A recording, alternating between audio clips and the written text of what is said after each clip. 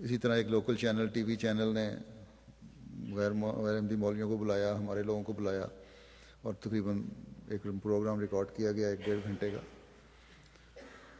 اور مناظرہ کی طرح کی صورت پیدا ہوئی۔ تو یہ پروگرام بھی ابھی انہوں نے ریکارڈ کیا ہے، کہتے ہیں ہم ٹی وی پہ دکھائیں گے، اس سے بھی ان شاء اللہ تعالیٰ اور اسی راستے کھلیں گے۔ تو اللہ تعالیٰ مخالفت میں راستے کھول رہا ہے۔ پھر ایک بینن کا واقعہ بتا دیتا ہوں۔ امیر صاحب بینن کہتے ہیں کہ ایک علاقے میں مسجد بنانی شروع کی، تو اس علاقے کے ملا جو میرے پیچھے دورہ کیا تھا، اس کے بعد خوب مخالفت میں گرم ہو گئے تھے، اکٹھے ہو کر اس گاؤں میں آنے لگے۔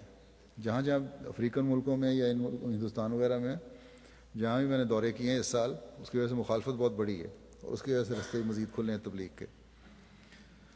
تو کہتے ہیں کہ خوب مخالفت میں سرگرم ہو گئے اور اکٹھے ہو کر اس گاؤں میں آنے لگے۔ نوآبائین کو ڈرانے اور دھمکانے لگے اور انہیں احمدیت چھوڑنے کو کہا۔ کئی مرتبہ صدر صاحب جماعت سے کہا کہ تم احمدیت سے انکار کر دو اور مسجد نہ بننے دو، ہم سے جتنے بھی پیسے لینے لے لو اور ہم تمہیں مسجد بنا دیتے ہیں۔ مگر ہر دفعہ اس مخلص احمدی نوآبائن نے ان مخالفین کو جواب دے دیا کہ جو کرنا ہے کرو، ہم تو مسجد بنائیں گے،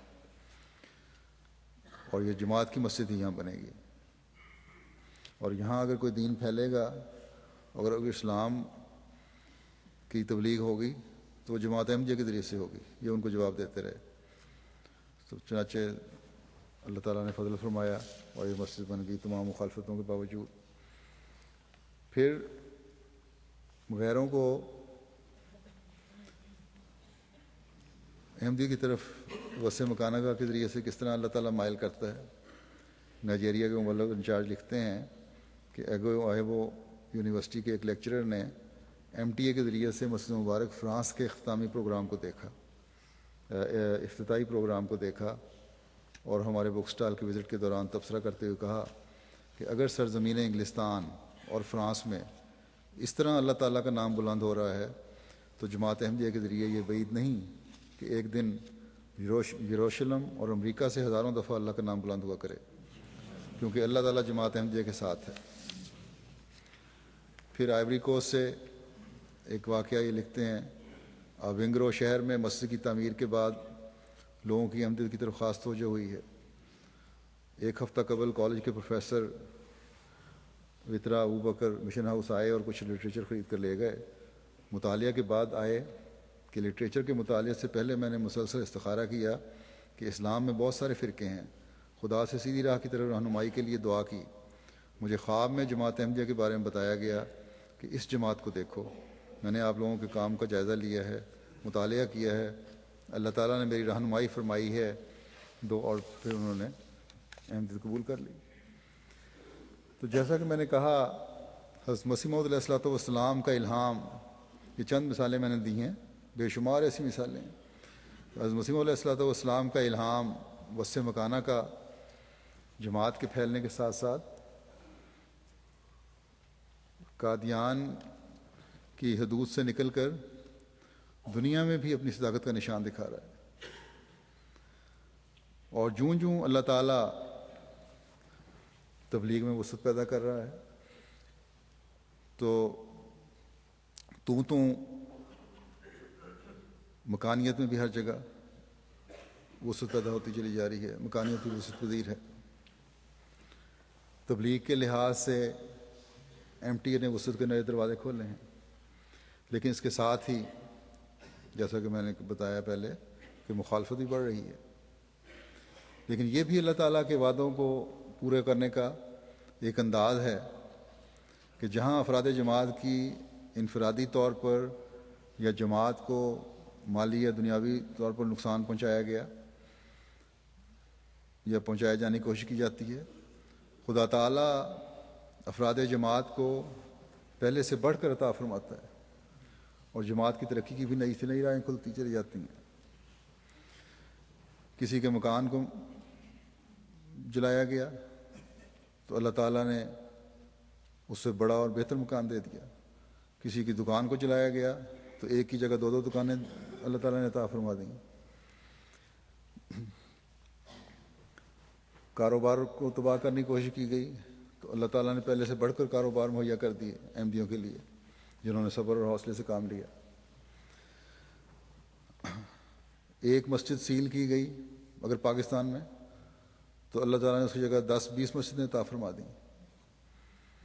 بس یہ اللہ تعالیٰ کا سلوک ہے جو ہر جگہ ہمیں نظر آ رہا ہے، لیکن ساتھ ہی یہ ذمہ داری بھی ہے ہماری کہ اس خدا کے آگے جھکنے والے اور اس کے حقیقی بندے بنیں جو اپنی نعمتوں سے ہمیں نواز رہا ہے اور ہر دم نوازتا چلا جا رہا ہے۔ جب اللہ تعالیٰ نے فرمایا کہ انا کا معائی و اہلوں کا، یعنی اور تو میرے ساتھ ہے اور ایسا ہی تیرے اہل بھی، تو میرے ساتھ ہے اور ایسا ہی تیرے اہل بھی، تو ہمیں حضرت مسیح موعود علیہ السلام کا اہل بننے کے لیے اپنے اعمال کو ان نمونوں پر قائم کرنے کی کوشش کرنی ہوگی جو حضرت مسیح موعود علیہ السلام نے ہمارے سامنے قائم فرمائے۔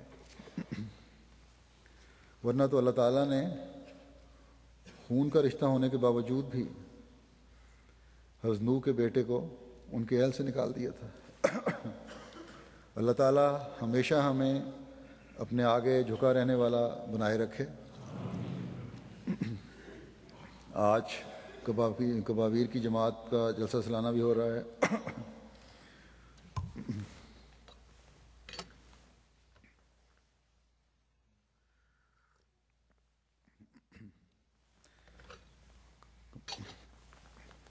کبابیر کی جماعت کا جلسہ سالانہ ہو رہا ہے اور فلسطین اور دوسرے ممالک کے احباب بھی اس میں شامل ہو رہے ہیں۔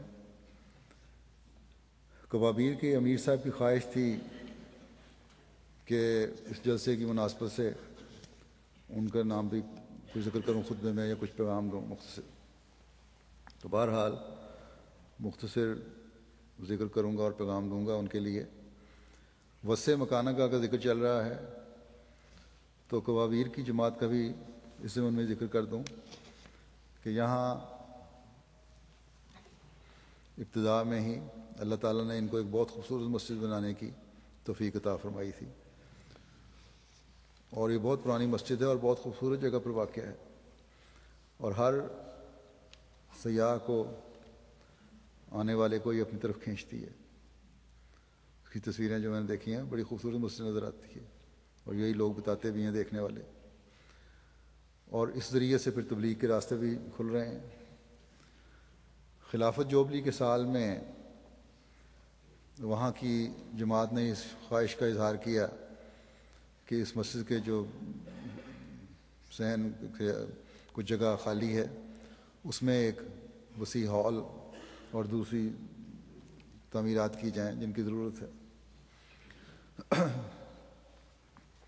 تو میں نے ان کو اجازت تو دے دی تھی اس کی، لیکن منصوبہ جو انہوں نے بنایا وہ بہت بڑا بنا لیا، جو بظاہر لگتا تھا کہ ان کے وسائل سے بہت زیادہ ہے، لیکن یہاں پھر اللہ تعالیٰ نے اپنے وعدے کو پورا فرمایا اور معجزانہ طور پر امیر صاحب نے مجھے بتایا کہ معجزانہ طور پر